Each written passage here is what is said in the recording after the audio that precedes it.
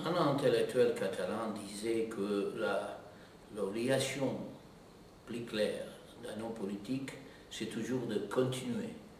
Et donc, moi, en tant que président, je ressens cette obligation. Il faut continuer, parce que ma présidence va passer, mais le Conseil de l'Europe reste. Ce n'est pas que chaque président doit présenter des sensationnelles nouveautés.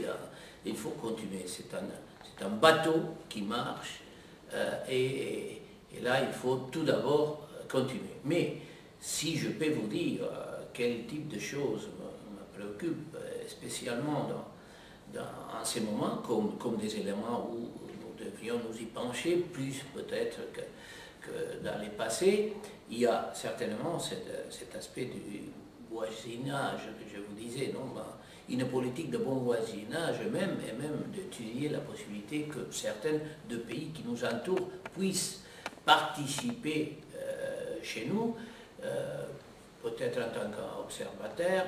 J'ai donné des instructions à étudier l'affaire. Mais ce n'est pas du tout nouveau.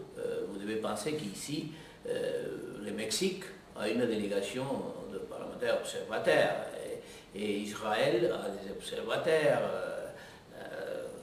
Sainte-Sège et observateurs. Donc il y a déjà des précédents, et nous allons voir si certains pays qui sont demandeurs de travailler avec nous, plus ou moins, ils ne seront pas certainement membres de plein droit, parce que ça serait détourner un petit peu l'idée de l'Europe qui est déjà assez, je dirais, c'est large et parfois un peu incompréhensible quand on se dit que Vladivostok c'est une ville européenne.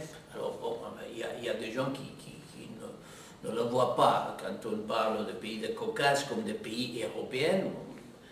Peut-être l'Arménie c'est plus clair, mais en tout cas il y a des gens qui disent c'est énorme et c'est vraiment l'Europe. Enfin, c'est l'Europe institutionnelle et c'est le Conseil de l'Europe. Donc là, c'est une réalité, hein, avec une grande coïncidence avec les Nations Unies qui ont comme région Europe un territoire très semblable au nôtre.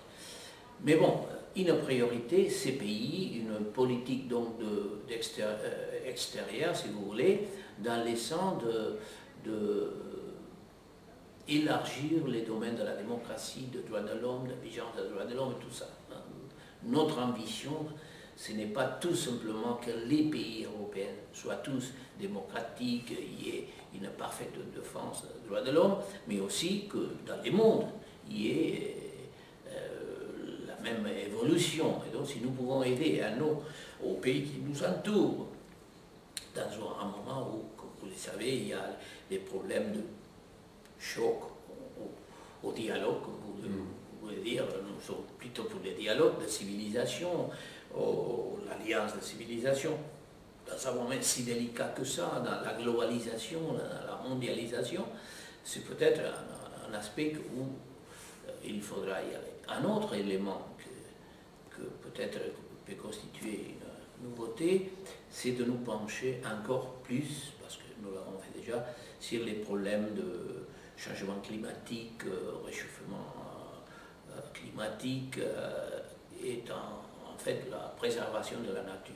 Là, j'ai aussi commencé à traiter avec le président de la commission juridique et le président de la commission d'environnement, de voir s'il serait possible d'arriver à la conception d'un nouveau protocole de la Convention des droits de l'homme qui ferait allusion à la défense de la terre, à la défense de la préservation de la nature, tenant compte de ce qui nous arrive déjà et ce qui sont les besoins d'une population qui augmente, qui progresse et qui, pour nos fils et nos petits-fils, aura des besoins, des nécessités énormes. Donc là, c'est un deuxième, et pour le reste, je vais m'efforcer à donner tout mon appui aux commissions qui travaillent différents domaines que sont les nôtres.